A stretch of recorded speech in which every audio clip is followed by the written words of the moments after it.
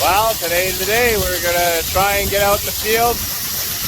We are loading the cart, treated wheat, some granular, and then we gotta head out down east towards my place. We're at the main yard right now.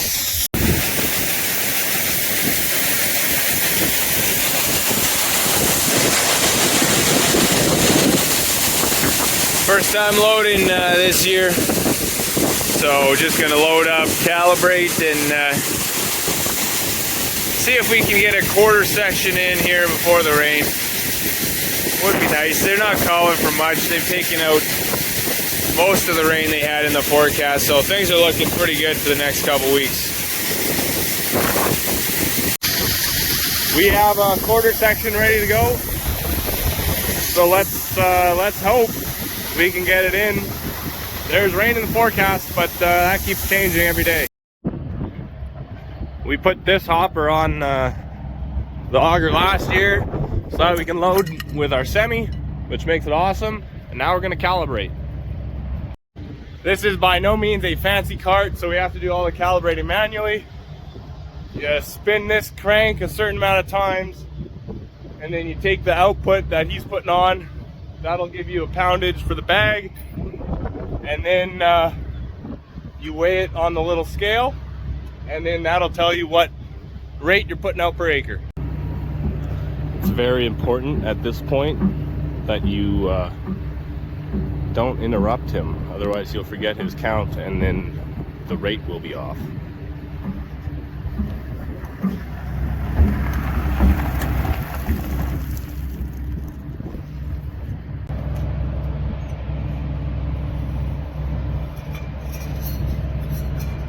What are we at pound wise? 24.5. Cool. We were looking for 25. So if we do the math, it's 25 pounds an acre times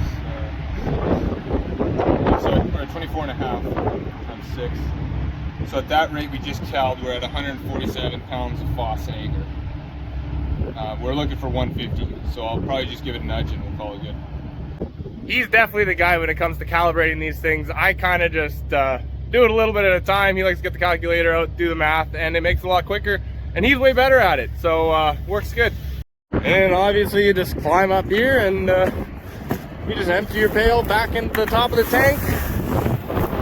So we got the fertilizer calibrated, and it's important you close and latch this lid good.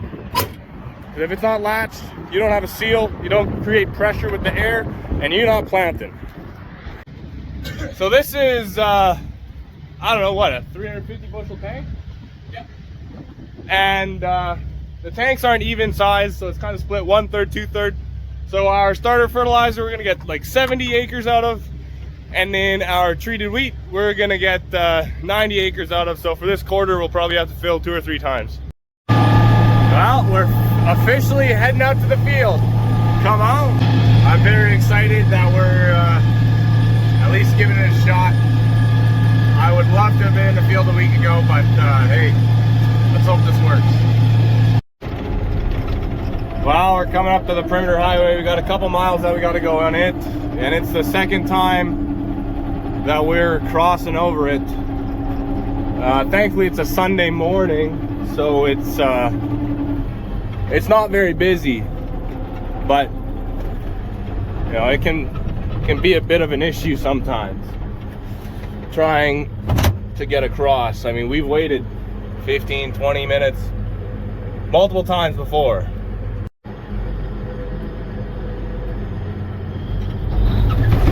Oh, that's a heavy cart, man.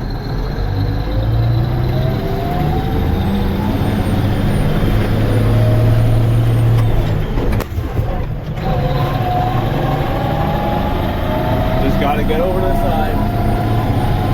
There we go.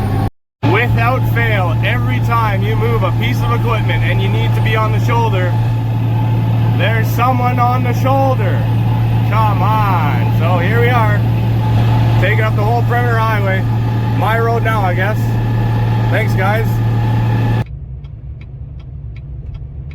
Taking the off ramp. And if you look behind us, we got some traffic. But don't worry, we'll be out of your way shortly.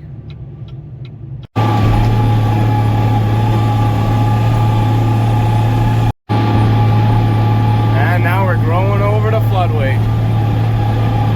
Water's rising. Not nearly as high as I've seen it though.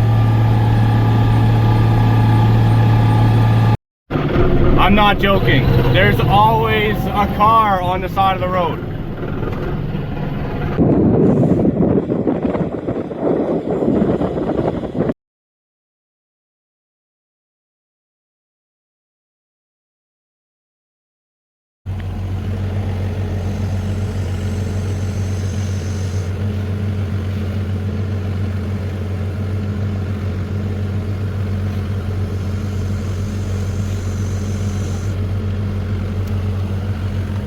Wow, we're in the field. We got her folded out. We got our blocks set for where we want them for our depth. We'll obviously change that once we get fine tuning it here.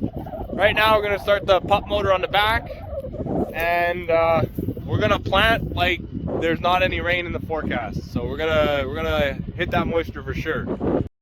So our tractor does not have enough flow, or the old ones didn't. This one might, but these carts still have these engines on the back. Just a 2-cylinder diesel, and she just putts along. Before we start seeding, we always just crank that handle with the motor running and just make sure that there's seed and fert coming out all the runs. And then we'll crank up the speed and start checking depth and getting it set.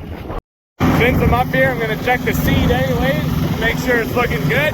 And yeah, I think things are metering out pretty well.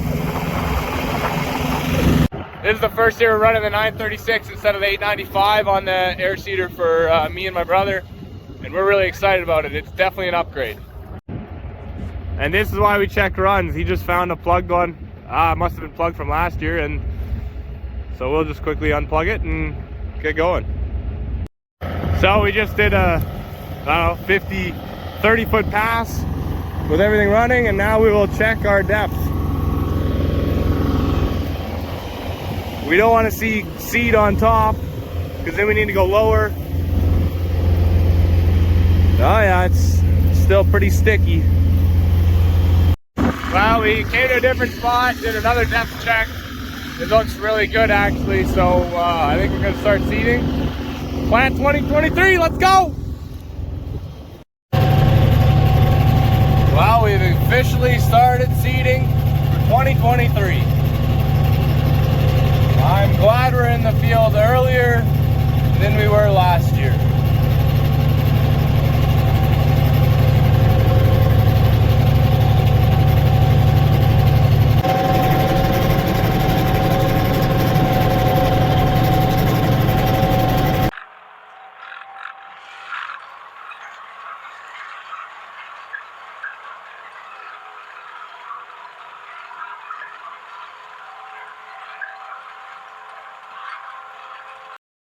Well, we just finished our first round, and it's definitely a little wet, sticking to the packer wheels a bit, but I'm really liking what we're seeing. This is probably the nicest we've seen it going in a long time. So we are gonna continue seeding and get the first field done here.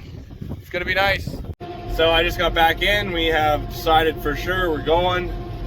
We did the first pass, and it looks really nice. I'm quite happy with how it's turning out. So I'll just give you a little bit of a rundown here of what's going on, but first we will get seeding again, let the auto steer take over, and see what we're dealing with here. Alright, we're locked on with the auto steer. So here is the setup for our seeder. We got a blockage monitor here. It's only got a sensor in each tower, so there's 4 sensors, and the number that it displays really doesn't mean anything to me, but so far the number has been consistently around 240 pounds an acre, which realistically we're putting down 280. But I know that if that number changes by like 50 either way, probably down, we have an issue, and then I take a look at the drill back there. This is our monitor for the air cart. It's supposed to tell us shaft speed, fan speed, the clutch on and all that, and the bin low. None of the sensors work, so this doesn't do anything except for turn the clutch on, which spins the crank on the air seeder, on the air cart. Here is our Outback auto steer. It is plumbed in, which is nice because then we don't have a steering motor. But so that's where we get our speed. I'm trying to run right around 5.8 to 6. Anything more than that, and you really start to get too much stepping row to row with the mud being flung by the shovels. So that's our auto steer. And then here is our Raven controller for anhydrous, which we usually do use. But this year when we walked in pricing, it was cheaper to buy granular and get it spread than for us to buy anhydrous and do it ourselves. So we're not using the Raven monitor this year. And we have a 3710 Concord, so 37 foot, 10-inch spacing with harrows behind it, and then a 3400 cart, which the cart is kind of, but it's cheap, so it does what we need to do. And this is a great setup for doing cereals and that sort of thing. Our high dollar, high precision crops we put all in with the planter, but this does a good job for wheat and oats. All right, I'm on my last pass of the headlands, and when you're on your last pass, we always have these little corner pieces that don't get done. So then when you're on round number 4, you'll just take care of those little slices left, and then we'll start up and down. So we've done about 50 acres, it's saying on the monitor, and my fertilizer tank is good for 70. So now I'm getting out and we're gonna check and make sure it looks like we're doing the right amount. I got the engine running in the back. I don't want to shut it off or change anything. So we just pop this open and you can hear it depressurize.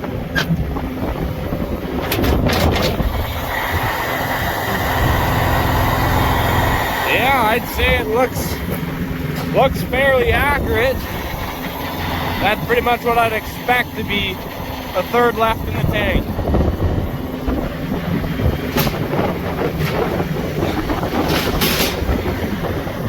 Whenever I open the lid on those things, I always just give it a crank and just make sure that the seed is coming out those tubes.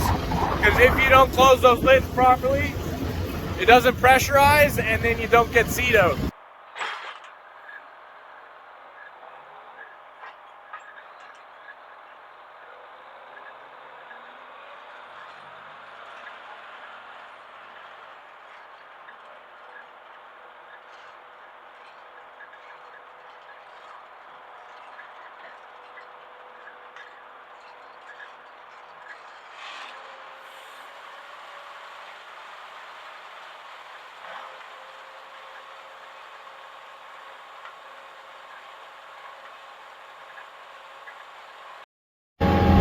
Well, we've done 140 acres of this field. It's going pretty well. This half is a bit muddier than the other half, which is unfortunate, but we're gonna get her done. But there's a gnarly thunderstorm coming in. It really kind of popped out of nowhere, so hopefully it misses us.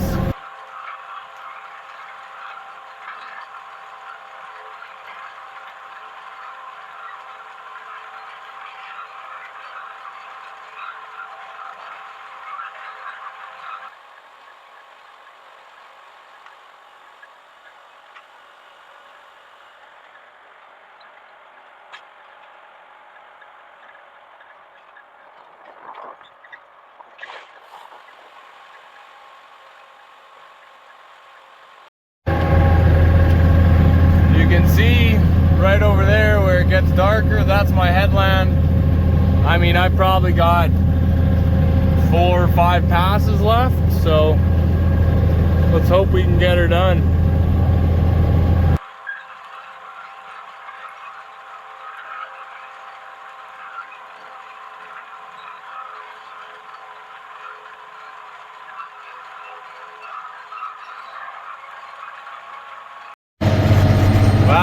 starting to rain. I got 2.5 passes left maybe. And I really want to get this thing done. So the Concord now identifies as a high-speed planter.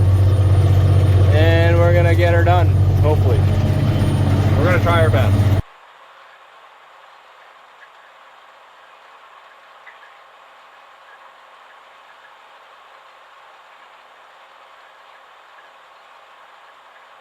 We got her done, and I just barely missed the storm. I got rained on for a couple seconds there on that last pass. I live right over there though, and my wife just called me and she said it's pouring. But anyways, hey, we got the first field done, 160 acres of wheat, and hopefully things dry out and we keep rolling. But hey, we'll see you on the next video.